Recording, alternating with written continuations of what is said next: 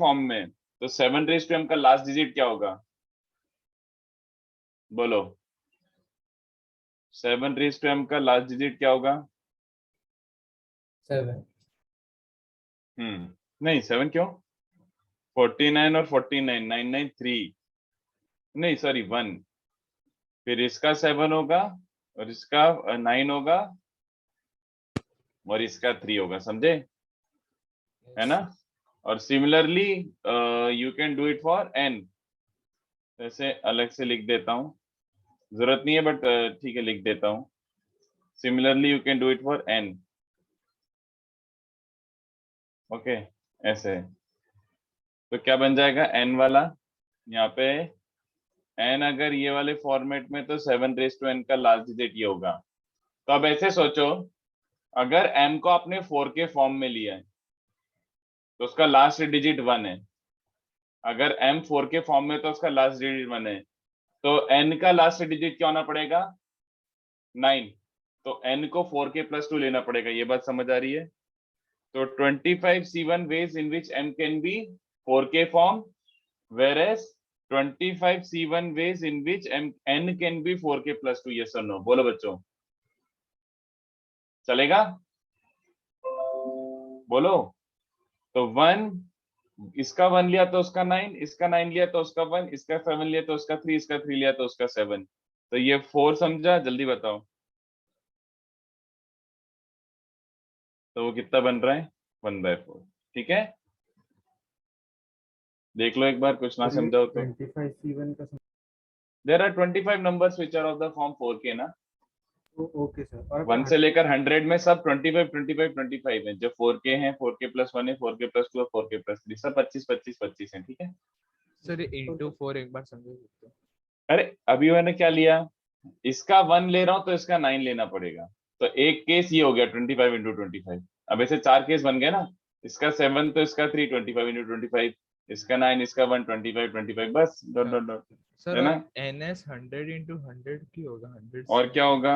100 C2 भी नहीं हो सकता। क्यों? m और n randomly and independently select किए हैं, तो m और n को मैं सेम नंबर भी सिलेक्ट कर सकता हूँ। 100 C2 में तो दो अलग अलग नंबर सिलेक्ट होंगे। अच्छा ओके सर। सर मैंने एक स्लाइड तो डिफरेंट मेथड क्या बताओ। सर मैंने लाइक m को a प्लस m कंसिडर कर लिया and 7 to power n common निकाले एंड ब्रैकेट में 7 टू पावर a प्लस 1 बच गया। तो उसको लाइक बाद में एक ही केसेस बना दिए, a is even and a is odd. तो उसमें लाइक a टू पावर 2 के केस में k ऑड आता है। तो उस केस में like 7 to power m plus 7 to power n is divisible by 10 and बाकी लाइक केसेस में नहीं होता। तो बाद में एक एक लाइक नंबर्स निकाल लिए, लाइक 2 6 10 अप टिल 98 हो जाता है वो। एंड 2 के साथ n की वैल्यूज कितनी आ सकती है वो निकाल लिया। एंड मल्टीप्लाई बाय 2 बिकॉज दूसरे केस में n is equal to a plus m। ठीक है, साउंड्स ओके। ओके।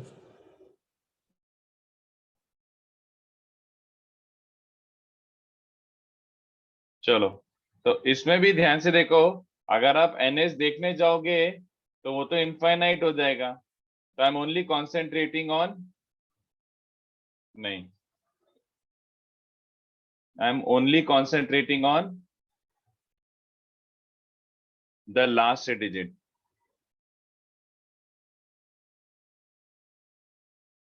ठीक है, तो लास्ट डिजिट ऑफ a अगर मैं लेता हूं 0 से लेकर 9, इसके अलावा क्या हो सकता है? किसी भी इंटीजर, किसी भी नेचुरल नंबर का लास्ट डिजिट 0 और 9 के अलावा क्या हो सकता है? 0 से 9 के अलावा कुछ नहीं हो सकता। तो मैंने यही ऑप्शंस ले लिए। ठीक है, तो मेरा एक्चुअली मैंने ns क्या बना लिया बच्चों, ध्यान से देख लो। मेरा ns क्या है? 100 नहीं, 100। ए का लास्ट डिजिट 0 से 9 कुछ भी ले सकता हूँ, बी का लास्ट डिजिट 0 से 9 कुछ भी ले सकता हूँ, समझे? तो मेरा ns 100 बन गया है, और उसमें कितने तरीके से a square plus B square divisible by 5। तो a square plus B square divisible by 5 का मतलब क्या होता है? लास्ट डिजिट कैन बी 0 और 5। अगर लास्ट डिजिट 0 या 5 है तो अपना a square plus B square बन जाएगा। तो इसको तो काउंट ही कर लो। काउंट ही कर लो। अगर ये ए स्क्वायर का लास्ट डिजिट 0 है तो उसका क्या चलेगा, 0 या 5, तो 2 ऑप्शन। इसका 1 है तो उसका चलेगा 4 9 9 4, चलेगा? जल्दी बताओ, बोलो, अरे बोलो। इसका 1 है तो उस उधर से 4 ले सकता हूँ, 9 ले सकता हूँ, या फिर 9 ले सकता हूँ, 4 ले सकता हूँ, 4 वेज। और इंटू 2 क्यों? क्योंकि इसके पास 2 1 है तो ये दोनों खर्चा हो गए। यहाँ से 4 ले रहा हूँ तो वहां से क्या ले सकता हूँ, 1 6 5, सॉरी 1 6 6 1, तो +2 इंटू 4। ओके, सर आप एक बार NS समझा सकते हो? अरे लास्ट डिजिट 0 से 9 ले सकता हूँ ए के लिए, लास्ट डिजिट 0 से 9 ले सकता हूँ बी के लिए, तो 10 इंटू 10। ओके। ओके, फिर क्या बन रहा है, तो इसके 4 वाले भी खर्चा हो गए। यहाँ से 9 ले रहा हूँ तो अगेन आपको समझ रहा है कि 9 के साथ 1 आ सकता है या 6 आ सकता है, तो 4 वेज। फिर 6 ले रहा हूँ तो 4 आ सकता है या 9 आ सकता है, तो ये भी खर्चा हो गया। और 5 ले रहा हूँ तो 5 के साथ खाली 5 या 0 आ सकता है, तो एक ही 5 अवेलेबल है और वहां से 2 ऑप्शन ही अवेलेबल है, तो कितना बन रहा है, 36। तो प्रोबेबिलिटी क्या बन गई बच्चों, 9/25, 36/100। ठीक है, सर इसको पाइथागोरस के यूज से नहीं कर सकते थे कि a should be in the form of 3 and b should be in the form of 4 and तो a square plus b square will always be divisible by 5 her and Pythagorean triplet ऐसे ही होता है क्या, एक 3 का मल्टीपल और एक 4 का मल्टीपल और एक 5 का मल्टीपल, हर पाइथागोरन ट्रिपलेट ऐसे ही होता है? I don't think so, no, okay sir not every Pythagorean triplet is of the form 3k 4k and 5k। चलो, तो क्वेश्चन 13 क्या है बच्चों, तो क्वेश्चन 13 काफी मस्त सम है। मैं एक सेट मानता हूं A, a1 a2 dot dot dot an, एक सेट मानता हूं B, b1 b2 dot dot dot bn। Alright, तो bijection f and r are randomly selected. तो f का बाइजेक्शन पहले फिक्स कर दो। फर्स्ट सिलेक्ट f, मतलब f के सिलेक्शन पे कोई प्रॉब्लम नहीं है। तो f का अगर मैं एक बाइजेक्शन डिफाइन कर देता हूं, चलो मान लो ये, जैसा कि shown, first select f, let us assume the bijection as shown, the bijection as shown in diagram, है ना, ये वाला, कि चलो मैंने f एक बार सिलेक्ट किया, तो मैंने f एक फंक्शन सिलेक्ट कर लिया, एक बाइजेक्शन सिलेक्ट कर लिया। अब मुझे g सिलेक्ट करना है बच्चों, अब मुझे g भी सिलेक्ट करना है। तो after selection of f you go for selection of g, but what do you want, fx equals to gx has no solution, has no solution। इसका मतलब समझा, fx equals to gx का no solution मतलब समझा। f of a1, अगर f of a1 b1 है तो g of a1 should not be b1, yes or no, बोलो, समझ आ रहा है? अगर f of a1 b1 है तो g of a1 should not be b1, ये समझ आया?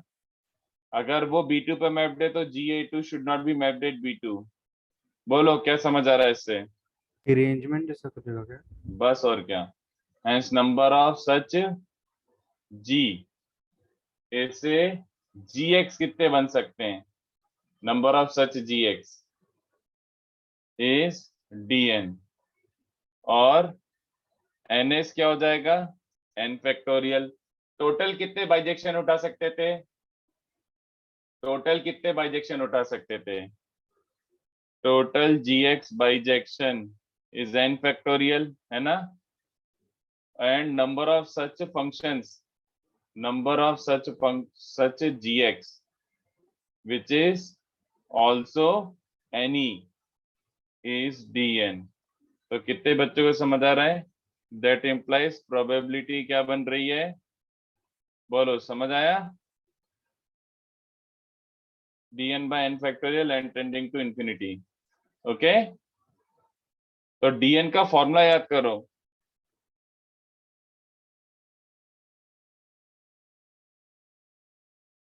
इंटू एन फैक्टोरियल होता था, सोच लो पहले एक बार, और नीचे एक और एन फैक्टोरियल, तो ये कैंसिल हो रहा है, तो प्रोबेबिलिटी ये बन रही है, जिसको मैं थोड़ा सा और अच्छे से लिख देता हूँ, 1 माइनस 1/1 प्लस 1/2 फैक्टोरियल माइनस 1 को ऐड सब्ट्रैक्ट करके लिख देता हूँ, so that you can guess this. क्या आंसर है ये बच्चों, बोलो।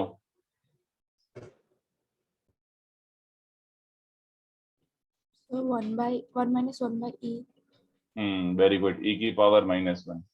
तो 1 माइनस 1 बाई ई क्यों, जस्ट 1 बाई ई की पावर -1 है ना ये, Yes, sir, तो sorry. 1 by E is the probability, ठीक है। हाँ सर, इसके प्रीवियस सम में एक मेथड था, लाइक बताओ। बोलो।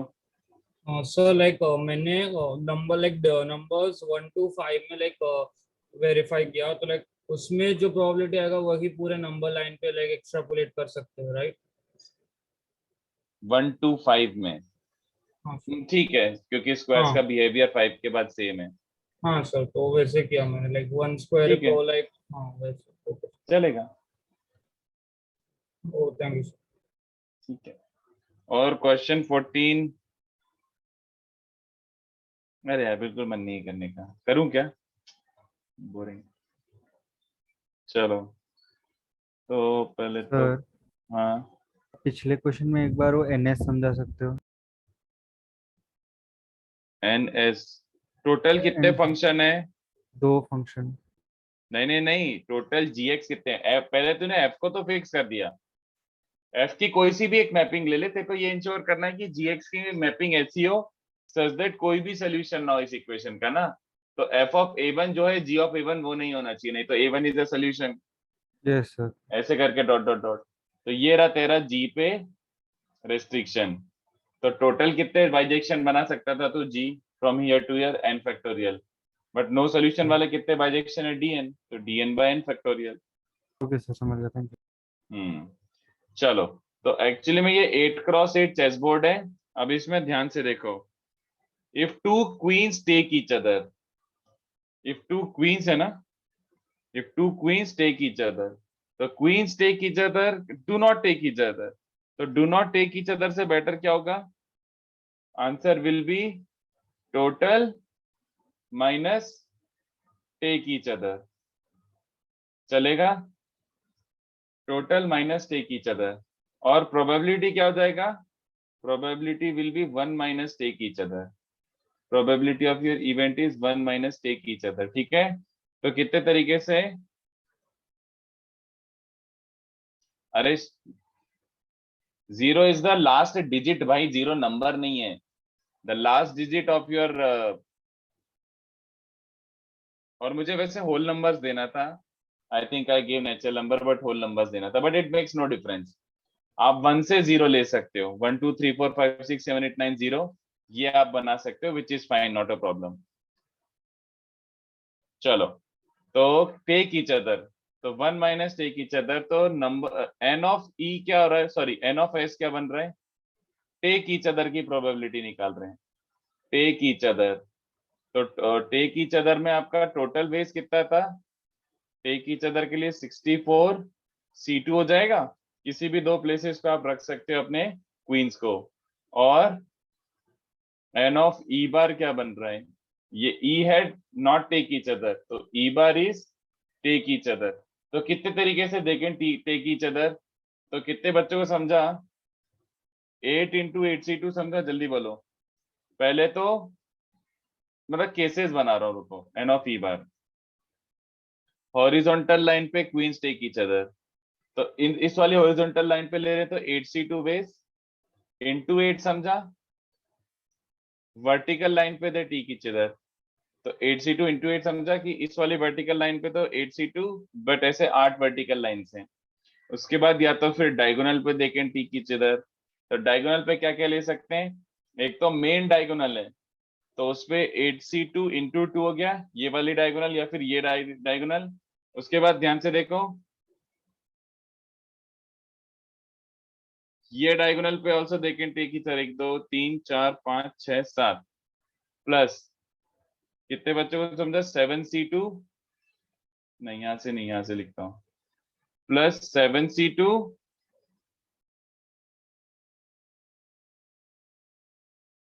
6c2, ये वाला 5c2, ये वाला 4c2, ये वाला 3c2 और ये वाला 2c2। तो 7c2 प्लस 6c2 से लेकर 2c2 कितने बच्चों को समझा? ये हो गया डायगोनल वाला, बट इंटू 4। ठीक है, इंटू 4 समझा? जैसे यहाँ पे है वैसा का वैसे ऐसा होगा, और वैसा का वैसे ही ऐसा होगा, और पीछे वाला होगा।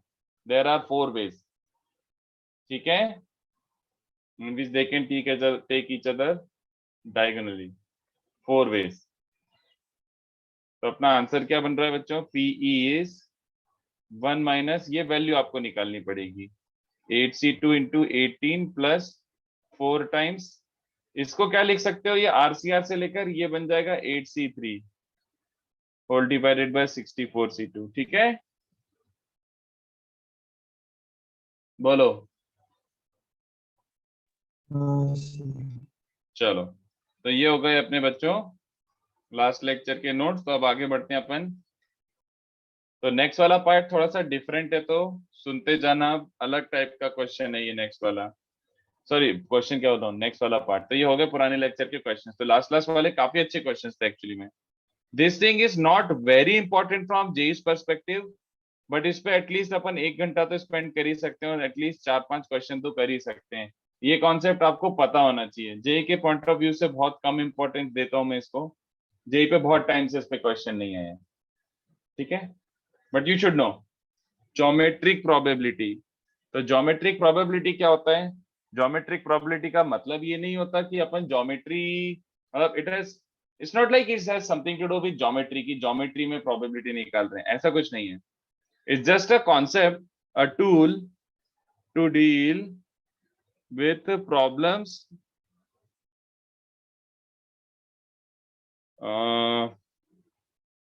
with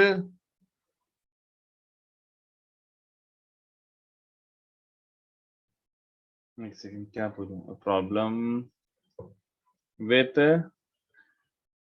infinite outcomes and infinite sample spaces। ऐसे वाले चीज जिसमें सैंपल स्पेस इनफाइनाइट है और इनफाइनाइट आउटकम आ रहा है।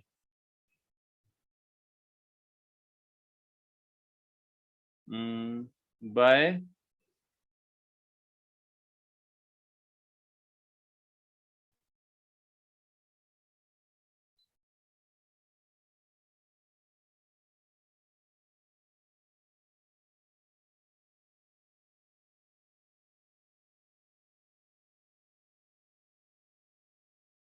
This statement will not make much sense, बस चुपचाप ऐसे लिखते जाओ। अच्छा, ये मेरे साथ लिखते जाओ, क्योंकि ये समझाऊंगा तो समझ तो आ ही जाएगा। A tool to deal with problems with infinite outcomes and infinite sample space by associating the problem with a geometrical situation and then tackling the probability geometrically। मतलब let's, अरे यार कुछ अच्छे से लिखा नहीं है मैंने, रुको मैं एक्सप्लेन कर देता हूँ। यहाँ से देखो, when आपका NE and NS both tend to infinity, अगर NE और NS दोनों इनफाइनाइट हो रहे हैं तो क्लासिकल डेफिनेशन का कोई मीनिंग नहीं निकलेगा। You can not do NE by NS, वो फाइट है। ओके, दोनों नंबर इनफाइनाइट आ रहे हैं तो वो फाइट आ रहा है अपन को। तो अपन क्या करेंगे, we transform the probability problems into some geometrical problem, into some geometrical situation problem, जो भी बोलना चाहो। ठीक है, and then measure probability using basic geometry। तो देखो कैसे बताऊं कब NE और NS इनफाइनाइट हो जाता है। तो एग्जाम्पल 1, जैसे मतलब मैं इसे समझाने की कोशिश कर रहा हूं। अभी मैं वो नहीं सिखा रहा कि कैसे निकालोगे, अभी बस ये बता रहा हूं, और आपको देखो गट फीलिंग से ही समझ आ जाएगा कि मतलब लाइक हाँ सर बहुत इजी है।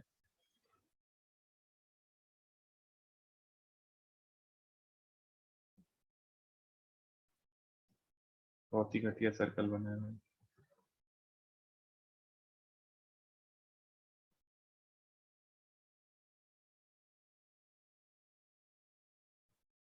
तो इस वाले का रेडियस 1 है, इस वाले का रेडियस 2 है और इस वाले का रेडियस 3 है। ठीक है, तो मेरा क्वेश्चन इस बार क्या बन रहा है, एक डार्ट गेम है। ठीक है, a person throws a dart, to make you understand, a person throws a dart and hits the region, जो भी है, therefore hits the disk, therefore probability that it hits in the innermost circle, it's the target लिख देता हूं जो भी आपको समझ आए। what's the probability that it hits in the innermost circle। तो अब मुझे बताओ, अगर मैं NS की बात करूं तो कितने पॉइंट्स हैं इस पूरे टारगेट पे, ये आपका टारगेट है, कितने पॉइंट्स हैं इस टारगेट पे जहां पे अपना डार्ट हिट कर सकता है, बोलो। है ना, इनफाइनाइट। समझ आ रहा है, एनी भी क्या है, ये r इक्वल्स टू 1 पे कितने पॉइंट्स हैं जहां पे वो हिट कर सकता है, बोलो। ये समझा। तो जब एनी और ns इनफाइनाइट हो रहे हैं तो actually classical definition makes no sense right now, I hope you understand. ठीक है ना, तो आप लोग खुद ही बोल दोगे classical definition is not working, कि NE by NS, classical definition not working. तब आप मुझे बताओ, ये बहुत ऑब्वियस लग रहा होगा आपको, प्रोबेबिलिटी ऑफ द इवेंट बताओ क्या होगी, बताओ। 1/3। 1/3 नहीं, नो, So 1/14। 1/9 1/9। एक्चुअली कितने बच्चों को इंस्टिंक्टिवली भी समझ आ रहा है कि favourable area of the region, पूरे रीजन की बात कर रहे हो ना, रेडियस नहीं, रीजन। तो entire reason is determined by it's area upon total available area, yes और नो। ये कितने बच्चों को इंस्टिंक्टिवली समझ आ रहा है, बोलो। Favourable area upon total area, यार सर फिर एरिया वाइज सोच लो आप तो ये बन गया pi r square upon pi r square, तो 1/9। समझा, ये आपको खुद को समझ आ रहा है कि सर फिर आप ये area upon total area type कर लो, तभी तो हो सकता है, और क्या हो सकता है, विच इज करेक्ट। तो तुम्हें समझ आया कि टेक्निकली अपन ने ये थोड़ा सा ज्योमेट्रिकली इसको एसोसिएट कर लिया, बोलो यस और नो। तो अभी क्या करना है, अभी क्वेश्चन क्या बनता है बच्चों, देखो जो भी क्वेश्चन है जिसमें ऐसे एनी और एनएस कुछ गड़बड़ी हो रहे हैं, इन्फिनिटी हो रहे हैं, ठीक है, तो अपन क्या करेंगे, ये इंपॉर्टेंट नोट है, यूजुअली व्हाइल ट्रांसफॉर्मिंग, आपको कुछ एक सिचुएशन दिया जाएगा, ठीक है, कि ऐसा ऐसा क्वेश्चन है, तो आपको उसको ट्रांसफॉर्म करना है ज्योमेट्री में, ज्योमेट्री मतलब कोऑर्डिनेट सिस्टम में। Usually while transforming we first, सबसे पहले आपको क्वेश्चन पढ़ते से ही क्या देखना है, we first count the number of independent variables, कितने इंडिपेंडेंट वेरिएबल्स एसोसिएटेड हैं, नंबर ऑफ इंडिपेंडेंट वेरिएबल्स, कितने इंडिपेंडेंट वेरिएबल्स एसोसिएटेड हैं विद द प्रॉब्लम। ठीक है, ये सबसे क्रूशियल है, जितने भी इंडिपेंडेंट वेरिएबल है उसके बेसिस पर अपना ज्योमेट्रिकल सिनेरियो बनेगा। अगर मान लो if only one independent variable, if only one variable, तो आप क्या करोगे, plot it along x axis के अलोंग उसको मार्क कर दो, ठीक है, और आपका प्रोबेबिलिटी क्या हो जाएगा, फेवरेबल लेंथ, क्या लेंथ फेवर्ड है और क्या टोटल लेंथ अवेलेबल है। ठीक है, अगर आपके दो वेरिएबल आ गए, दो variable, if two independent variables, तो आपको क्या करना पड़ेगा, plot them along X and Y axis, और उसके बाद एक्स और वाई एक्सिस के बाद मार्क कर दो कि भैया probability will B favourable area upon total area. ठीक है, और अगर तीन वेरिएबल आ जाते हैं तो plot the three variables independently along x, y and z axis. Okay.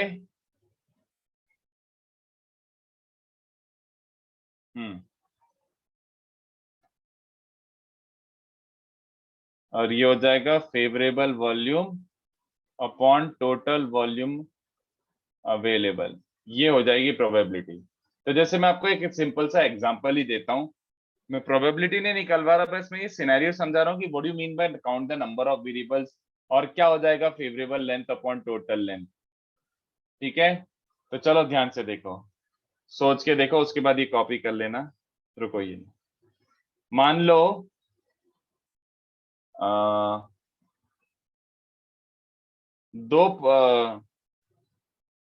दो लोग एक क्वेश्चन सॉल्व कर रहे हैं, ठीक है, और उनके पास 1 घंटे का टाइम है। 2 people are questioning that same question and they have 1 hour time। तो टेस्ट, जैसे टेस्ट लिख रहे हैं दोनों, चालू हुआ है 9 से लेकर 10 बजे तक चलेगा टेस्ट, ठीक है, और वो एक क्वेश्चन को सॉल्व करना है। ओके, तो दोनों सॉल्व करना स्टार्ट करते हैं। तो इसमें बस ये है कि किस टाइम पे किससे सॉल्व हो जाता है, किस टाइम पे किससे सॉल्व हो जाता है, वो टाइम मैटर्स। ठीक है, 9 से 10 के बीच में किसका सॉल्व हो जाता है, वो टाइम मैटर्स। अब मैं आपसे क्वेश्चन पूछता हूं, चलो, if they start solving the question, probability, नहीं यार मैं अच्छे से फ्रेम नहीं कर रहा, रुको, ये अच्छे से फ्रेम नहीं कर रहा, कुछ और फ्रेम करता हूं। चलो, A and B are 2 friends and they decided to meet at a certain place between 9 to 10 AM। चलेगा कि यार इधर स्टारबक्स पे आ जा 9 से 10 के बीच में, ठीक है।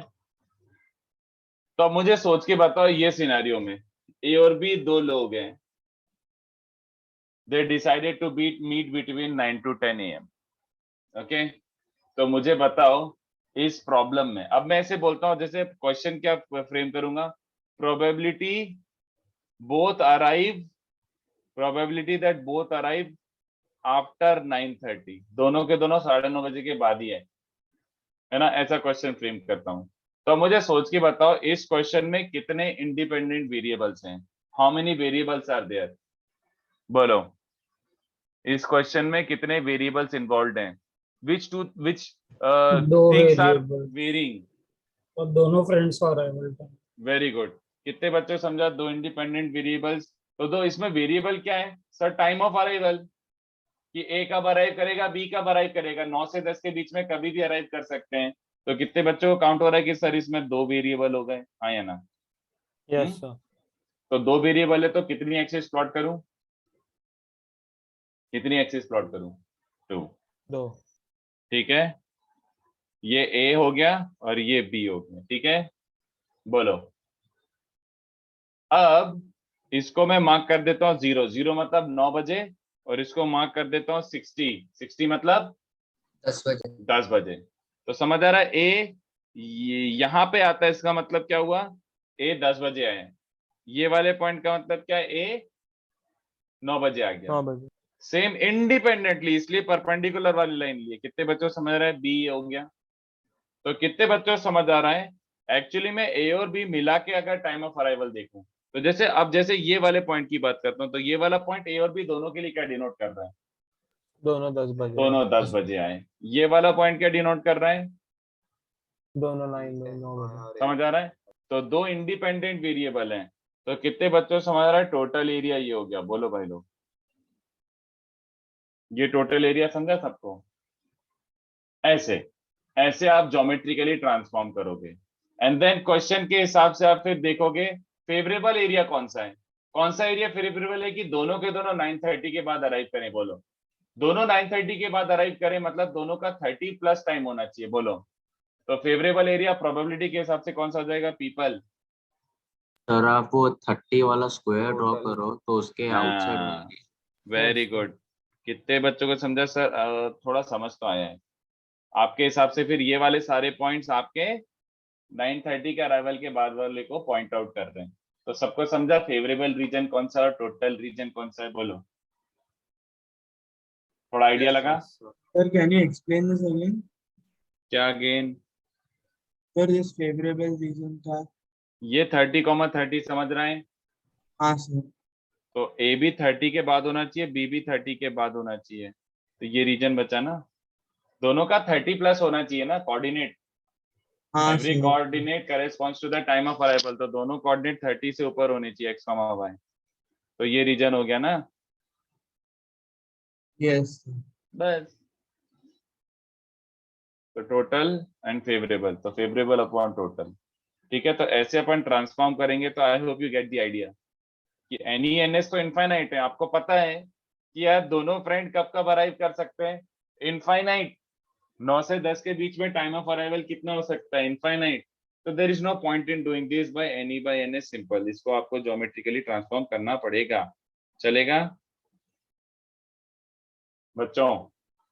So we could have हाँ done without geometry, right? Like I could have said either A is coming before 9:30 and after, and same B has two options before 9:30 and after 9:30, and then you have total 4 options, and only one is like favorable.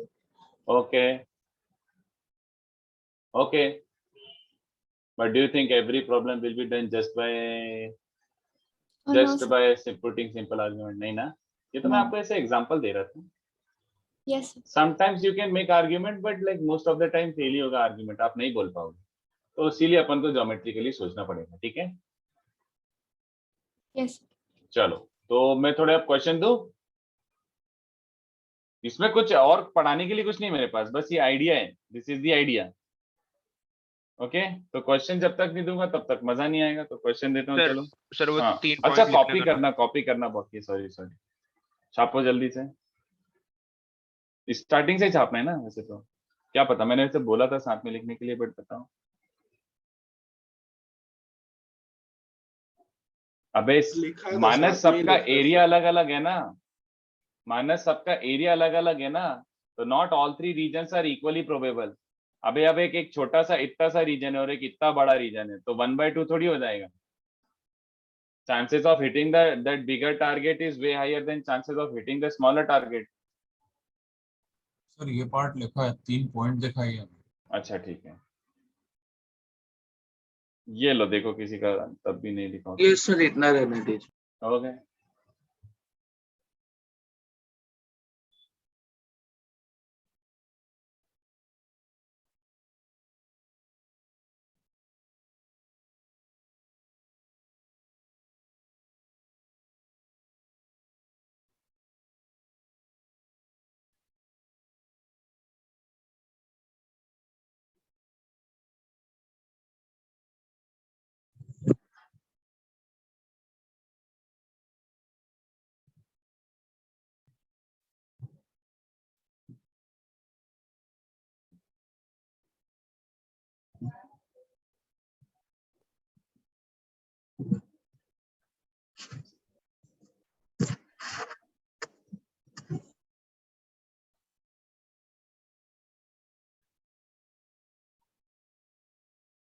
चलो तो इस पे थोड़ा practice कर लेते हैं, उससे ज्यादा अपन को और कुछ नहीं करना। जितने में क्वेश्चन दे रहा हूँ उतना मोर देन इनफ है।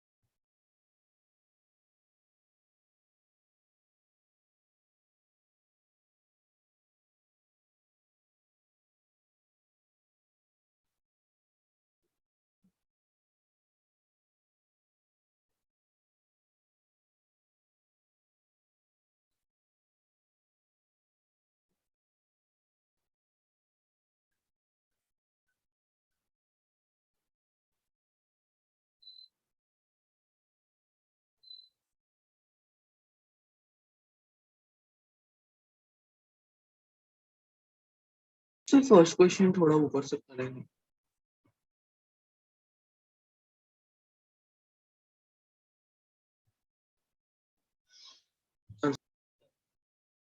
सर थर्ड सब पार्ट में 10:30 है, लाइक 9:30 होना चाहिए। Yes, अच्छा sir. सॉरी 9:30 9:30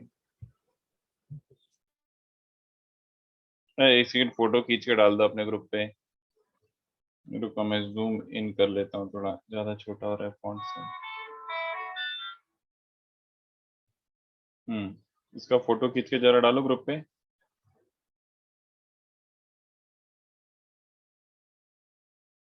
ठीक है।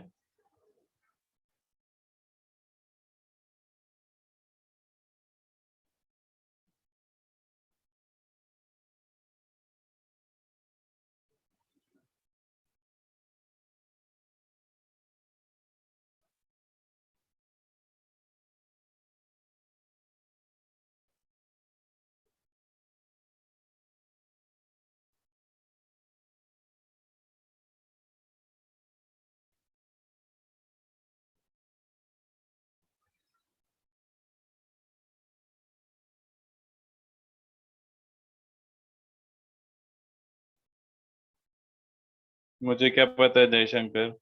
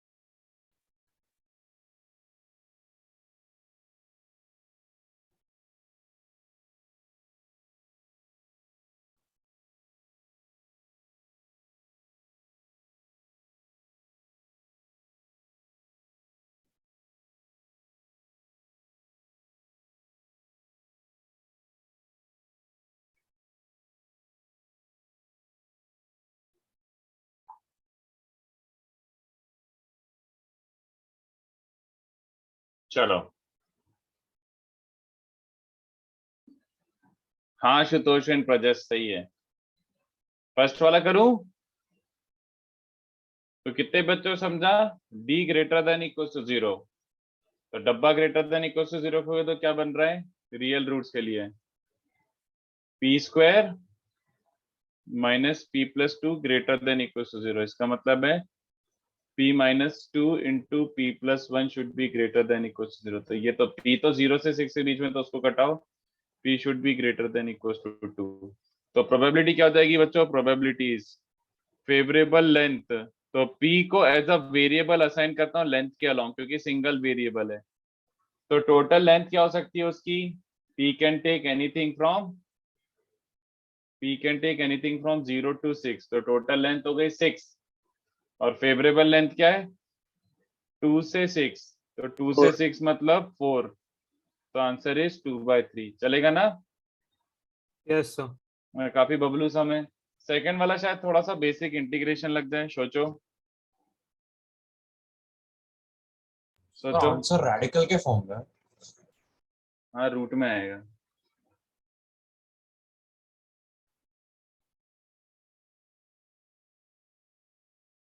इसका भी फोटो खींच लो अगर नहीं लिया है तो। 4 5 6 का 6 वाला तो आप घर पे करना, 6 वाला तो आप घर पे ट्राई करना, ठीक है? ये अभी नहीं करेंगे, ट्राई करो। मैं 1 मिनट में आता हूँ, आप ट्राई करते जाओ। क्वेश्चन 6 का आंसर हाफ है क्या? हद, हाफ खतरनाक आंसर है उसका।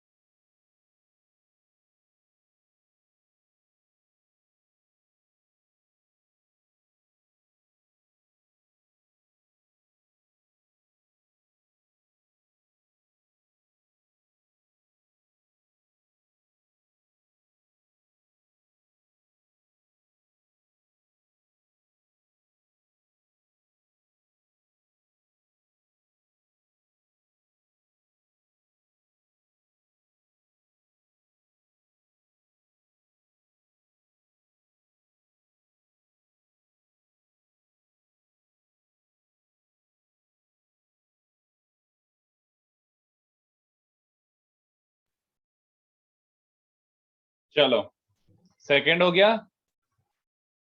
0 से 6, बट दोनों इंडिपेंडेंट है, तो ऑब्वियस सी बात है दोनों को x एक्सिस के अलोंग प्लॉट करोगे और y एक्सिस के अलोंग प्लॉट करोगे ऐसा।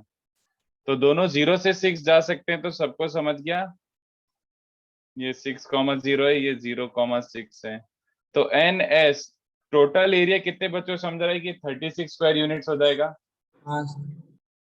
और NE के लिए कितने बच्चों समझ रहा है A is greater than equal to 4B, yes और नो? तो मैं इसको x एक्सिस y एक्सिस की जगह A और B बोल देता हूँ, है ना? तो A square must be greater than equal to 4B। चलेगा? तो अपन को क्या बनाना है? Sir parabola. हाँ, तो x square greater than equal to 4y, तो ये बन गया x square equal to 4y। ये तुम्हारा फेवरेबल रीजन है। इस वाले रीजन में x स्क्वायर हमेशा 4y से बड़ा है।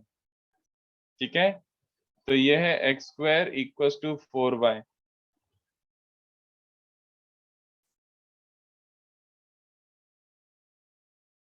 ये वाला, तो इसका आंसर कैसे निकालेंगे बच्चों? एन ई इज बेसिकली एक ऐसे हॉरिजॉन्टल स्ट्रिप मान लो,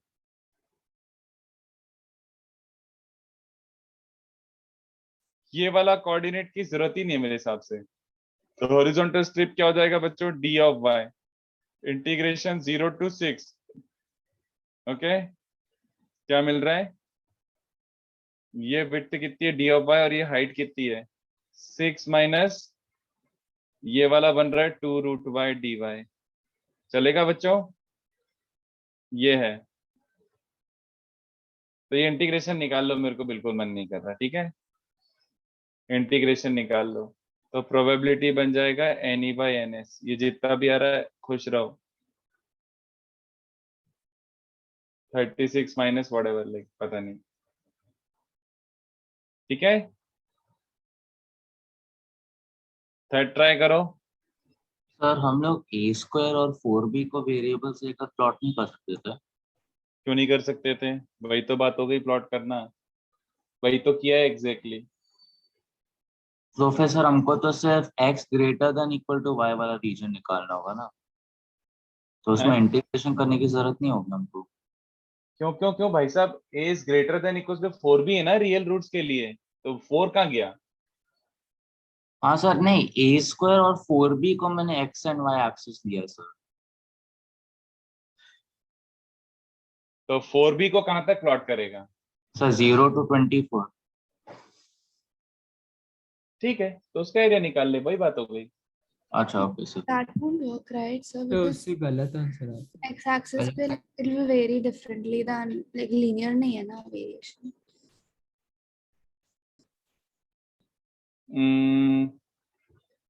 a स्क्वायर और 4b, अच्छा एक सेकेंड, हाँ यार ये तो सोचो कि पॉइंट सारे मैप करेंगे कि नहीं मरेंगे, मतलब ए स्क्वायर और 4b, मतलब ये 4y एक्सिस है और ये x एक्सिस है।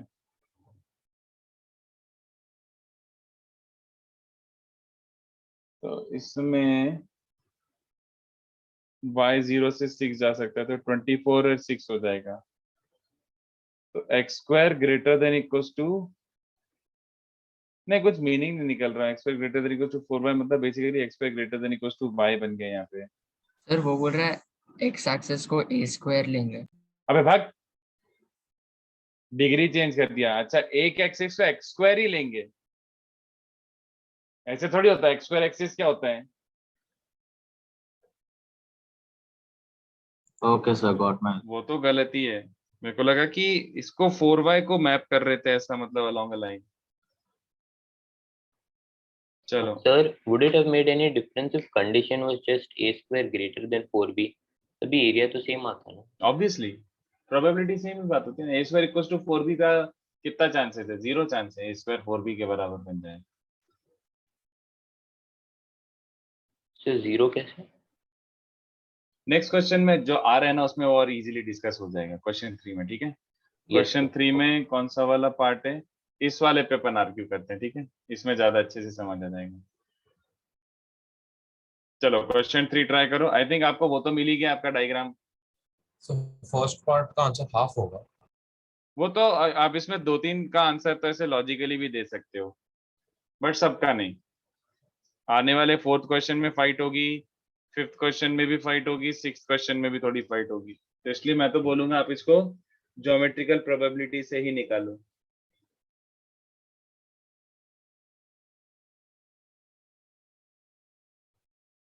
तो आपको ये तो समझ आ गया कि एनई और सॉरी एनएस क्या है। एनएस तो हर एनई तो हर पार्ट के लिए चेंज होगा, ठीक है, इसको ए बोल देता हूं इनफैक्ट, ए और बी। तो एनएस तो फिक्स्ड है भैया 60। 16 सॉरी, NS 60 स्क्वायर होगा ना सर। हाँ 60 स्क्वायर एक्चुअली, यस 60 नहीं 60 स्क्वायर, सॉरी। ये 60,0 है, ये 0,60 है, ठीक है। सोचो पहले पार्ट के लिए एन ई क्या बनेगा? So y equal to x line draw करेंगे उसके ऊपर वाला region। तो x a arrives before b, तो a और b अराइवल में a b के पहले आए, तो कितने बच्चों समझ रहा है? पहले आप डिसाइड करो a इक्वल टू b मतलब समझ आ रहा है? ये वाला लाइन पे कोई सा भी पॉइंट लो, a और b का अराइवल टाइम सेम है, बट मुझे a का अराइवल कम चाहिए, तो कितने बच्चों समझे ये रीजन हो गया? बोलो, ये नहीं दिख रहा है किसी को? तो आंसर क्या बन रहा है? प्रोबेबिलिटी क्या बन रही है बच्चों? चलेगा? ये स्क्वायर का हाफ है 60√2। नहीं यार, रूट में एक भी आंसर नहीं आएगा, एक भी आंसर रूट में नहीं आएगा, सब रैशनल नंबर ही है।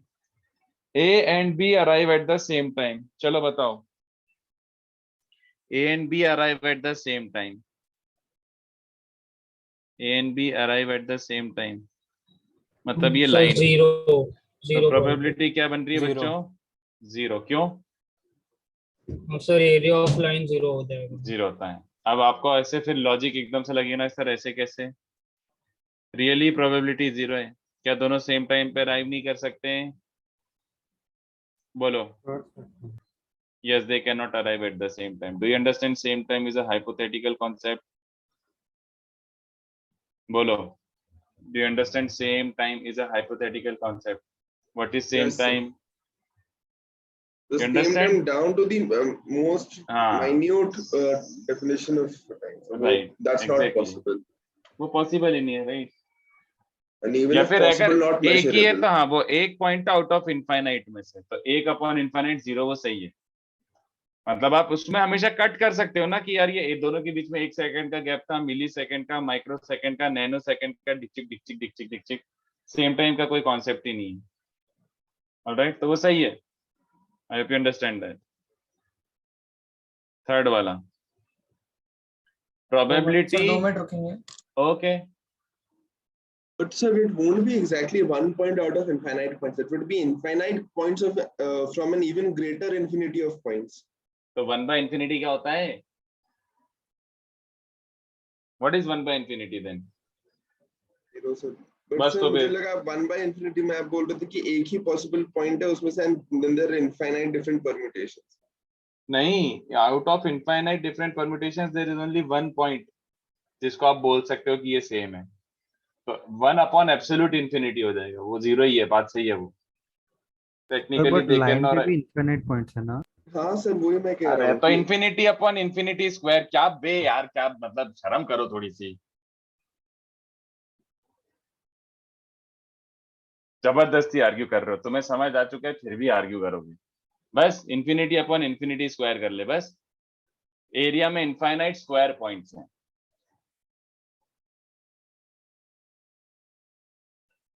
चलिए सेकंड वाला समझा नहीं रीजन, एक और बार बताइए। What is the same time of arrival? What is same time of arrival? Same time पे आ जाए, बोलो। लाइक वो लाइन पे लाइक करना चाहिए पॉइंट्स। वो तो ज्योमेट्रिकली समझा, लाइन का एरिया 0 होता है, वो तो तुम्हें चमक ही चुका है, प्रोबेबिलिटी 0 आ चुकी है, बट ऐसे logically what is same area, same time of arrival क्या होता है? सेम टाइम ऑफ अराइवल, दोनों एग्जैक्ट सेम टाइम पे आ गए। Yes sir. किस चीज को आप सेम टाइम बोलते हो? 9:30। वो तो भाई ऐसे बोलने वाली बात है, बट आप अगर टाइम लाइन को डिवाइड करोगे तो you can keep on dividing it into smaller fractions, कि भैया दोनों के बीच में 1 सेकंड का गैप था, नैनो सेकंड का गैप था, dot dot dot dot dot okay dot sir, भी करो समझ तो गए। थर्ड वाला, A arrives before B but after 10:30, तो ए बी सर के वन पहले है। तो आ रहा है, हाँ, सर तो ए बी के पहले तो आ रहा है बट 10:30 के बाद आ रहा है, बोलो। ये समझा? ए बी के पहले तो आ रहा है, तो ए बी के पहले आ रहा है तो ऊपर वाला पूरा रीजन, बट 10:30 के बाद तो इधर, तो ये प्रोबेबिलिटी समझ आ रही है सबको? 1/8 आ रहा है ये बच्चों, okay. In part 4 do we use conjugate hyperbola? अबे नहीं बे, क्या बात कर रहा है, कुछ भी। सर 2 मिनट दो सर। हाँ हाँ हाँ, सर बट मैंने सोचा कि मतलब डिफरेंस कांस्टेंट है। तो अबे तो x माइनस वाई कॉन्स्टेंट है, x square minus y square थोड़ी कॉन्स्टेंट है। Sorry sir.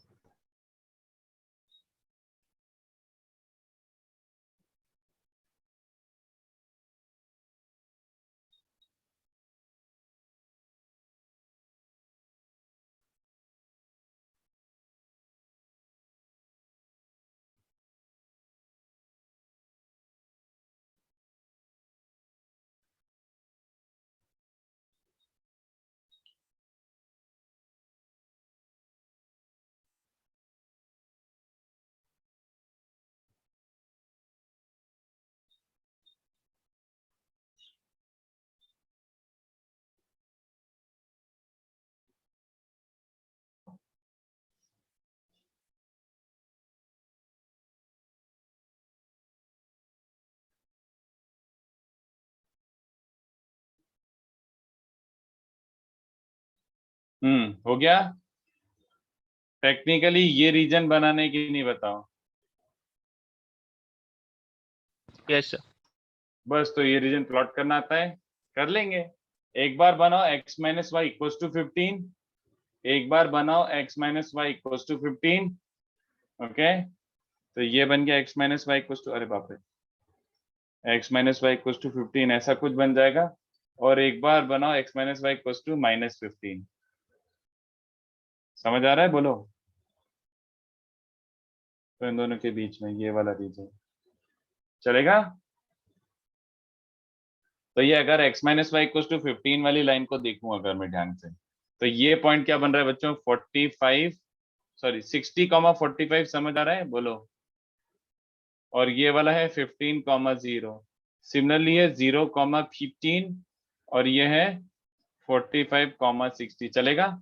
तो इसका एनी क्या हो जाएगा? एक काम करो, ये कर लो, टोटल माइनस टोटल में से ये दोनों ट्राइंगल हटा दो थोड़े थोड़े, है ना? बोलो। और NS तो 3600 था, तो ये रेशियो निकाल लो। ये ट्राइंगल क्या 45 डायमेंशन वाला है।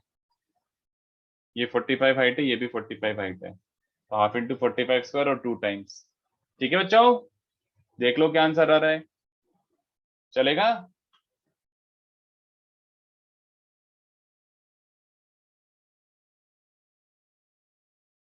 नेक्स्ट क्वेश्चन ट्राई करो।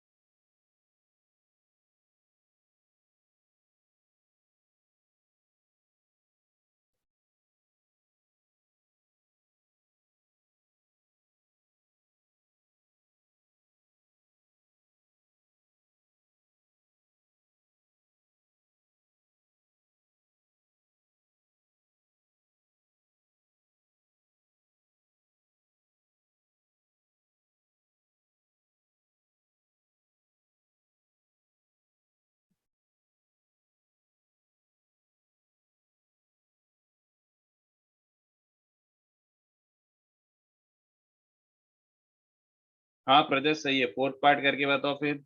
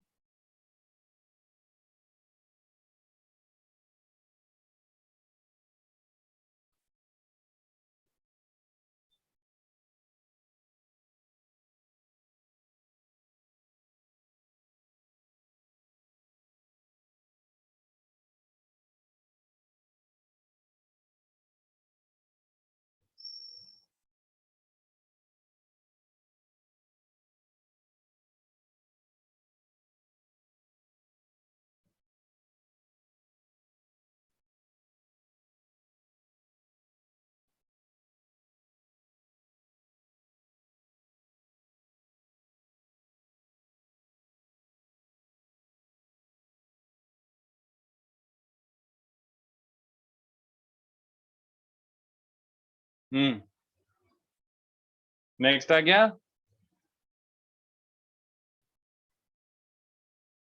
तो इन सबको तो आप ऐसे पहले 3 वालों को तो ऐसे लॉजिकली भी कर सकते हो, जस्ट सिंपल प्योर आर्ग्यूमेंट की बेसिस पर भी कर सकते हो, बट मत करो।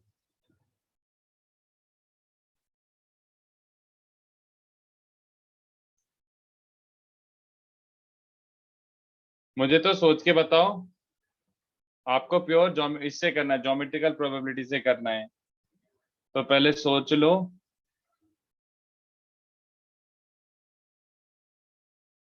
कितने वेरिएबल्स हैं। तो 3। मैंने क्वेश्चन क्या लिखा है? 2 वेरिएबल्स होंगे ना, क्योंकि जो मतलब एक बचा हुआ लेंथ L माइनस। हाँ, तो द करेक्ट थिंग इज, थोड़ा सोच समझ के करो कितने इंडिपेंडेंट वेरिएबल हैं। तो चलो, जो मैंने रेड किया है उसको R से डिनोट करता हूं, और जो ग्रीन किया उसको G से डिनोट करता हूं, है ना। और जो तीसरा वाला है ब्लू, तो ब्लू वाला क्या बन जाएगा, मतलब रेड वाला X है, ग्रीन वाला Y है। तो रेड मान लो X लेंथ है और ग्रीन मान लो Y लेंथ है। तो ब्लू की लेंथ क्या हो जाएगी बच्चों, L minus x plus y, समझा। तो ये तीसरा वाला इंडिपेंडेंट नहीं है, ये X और Y पे डिपेंड है। तो इंडिपेंडेंट वेरिएबल कितने हैं, 2। तो कितने वेरिएबल्स हैं, 2, तो कितने प्लॉटिंग होगी, 2 independent variables X and Y। तो NS इस बार ध्यान से देखना, 2 independent variables X and Y। तो इस बार NS ध्यान से देखना, NS के लिए क्या क्या होना जरूरी है बताओ। NS की कंडीशन सोच समझ के करना, आप NS गलत लिखोगे मुझे पता है। क्या डायग्राम बनाऊं, what is NS, area For बनाया। x plus y less than L. Very good. NS के लिए बच्चों कितने बच्चों को समझ रहा है कि X और Y दोनों 0 से L हो जाएंगे, पहली बात तो, है ना। X एंड Y दोनों 0 L के बीच में होंगे, एंड X प्लस Y भी क्या होना चाहिए बच्चों, यस और नो। इनफैक्ट मैं इक्वालिटी नहीं मारता हूं, नहीं तो फोकट, समझ आया।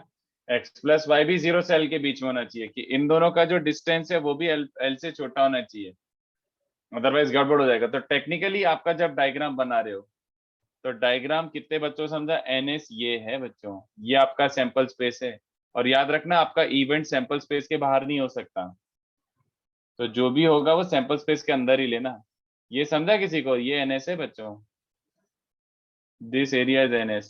X plus y equal to L, ये वाली लाइन होती है, ये X इक्वल टू L, ये Y इक्वल टू L, चलेगा। देख लो एक बार, ये 0, L पॉइंट है, और ये वाला पॉइंट हो जाएगा L, 0, और ये बन जाएगा NS।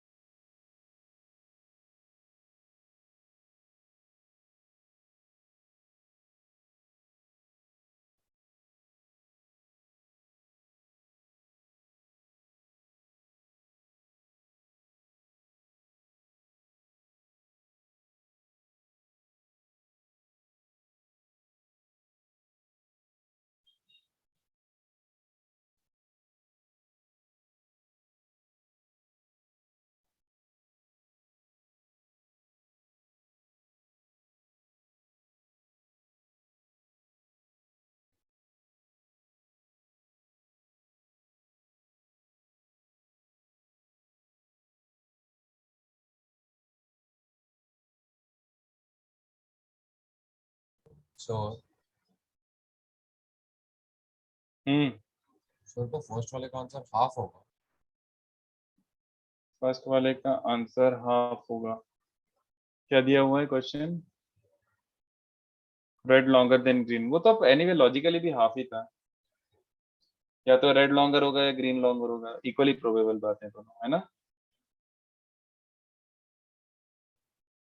चलो फर्स्ट वाले का NE क्या बन जाएगा बताओ, यस और no, red longer Yes, than sir. Green, तो रेड लॉन्गर देन ग्रीन मतलब समझा एक्स वाई से बड़ा, तो इसका एन ई क्या बन रहा है एक्स वाई से बड़ा, but do not keep it outside NS, NS से बाहर मत लेना, तो जो भी आना चाहिए ये ट्राइंगल के अंदर आना चाहिए। तो ये कितने बच्चों को समझ रहे, this is n of E x greater than y.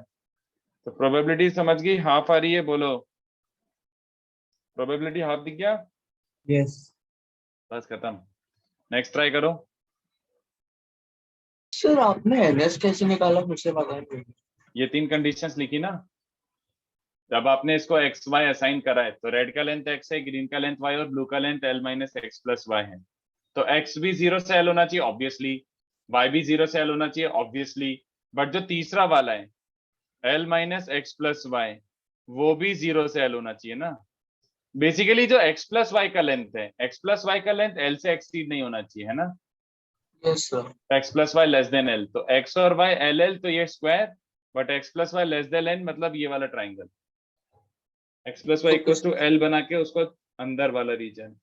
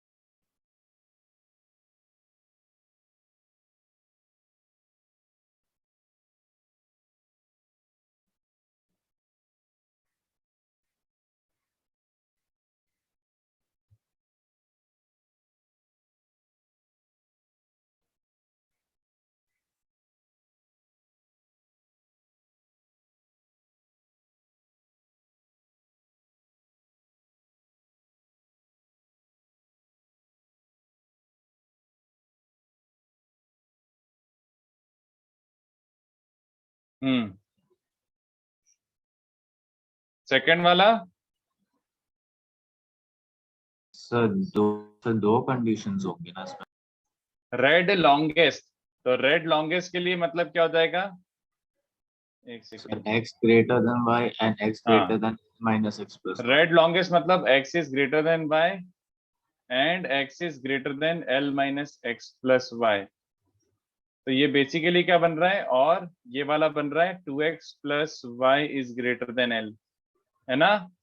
तो इसका कंडीशन क्या बन रहा है बच्चों, x ग्रेटर देन y, तो हमें समझ आता है कि ये ओवरऑल एक बड़ा स्क्वायर है, ये वाली लाइन तो मैंने उसके कारण बनाई है एन एस के कारण, बाकी x ग्रेटर देन y के कारण ये हो जाएगा, और एक 2x plus y equal to L, तो x को 0 डालो, y क्या मिल रहा है l, तो ये वाला, और y को 0 डालो, x क्या मिल रहा है l/2, तो ये l/2 कॉमा 0 वाला पॉइंट, तो ये लाइन को इससे कनेक्ट करो, तो ये भी ग्रेटर चाहिए, 2x plus y equal to L से बड़ा चाहिए। तो ये रीजन समझा सबको, बोलो समझा। Yes sir. तो ये वाला पॉइंट क्या है, ये है l/2 कॉमा l/2, ये वाला पॉइंट क्या है 2x plus y equal to L meets y equal to x, तो ये वाला पॉइंट है l/3 कॉमा l/3, ये वाला पॉइंट है l,0। तो इस क्वाड्रिलेटरल का एरिया क्या आ जाएगा, NE is the area of this quadrilateral. तो क्वाड्रिलेटरल का एरिया कैसे निकालते हैं, निकाल लो जैसे भी आपको आता है निकालना। क्या करते हैं, कोऑर्डिनेट सब्ट्रैक्ट, इसको इससे सब्ट्रैक्ट वो दो ट्रायंगल्स का एरिया सब्ट्रैक्ट कर सकते हैं, उससे भी फास्टर तरीके हैं। also like इंटीग्रेशन से आ रहा है जल्दी, इंटीग्रेशन भाग, हाँ सर, हाँ सर इंटीग्रेशन से लाइक इजी हो रहा था, एकदम जल्दी हो गया।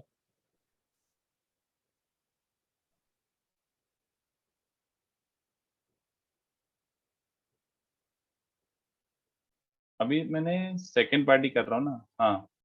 तो आंसर क्या बन रहा है, प्रोबेबिलिटी, अच्छा मैंने वैसे NS निकाल के नहीं रखा है, probability is l²/6 upon l²/2। Integration कौन लगाता है भाई इसमें, से तो सिंपल एरिया ही निकाल ले, ज्यादा जल्दी होगा, ट्रायंगल के एरिया निकाल के हाँ सब्ट्रैक्ट सर, करना। उसके लिए भी वो साइड्स लेंथ और वो सब चाहिए रहता है, लाइक इंटीग्रेशन लगा दिया। हाँ चल ठीक है, तो ये बन जाएगा बच्चों, एरिया ऑफ दिस ये आ रहा है l²/6 और ये बन रहा है l²/2, तो answer is 1/3, which was pretty logical also, है ना, काफी लॉजिकल भी था। 3 कट मारे तो रेड वाली लॉन्गेस्ट हो 1/3, कोई एक तो लॉन्गेस्ट होगा।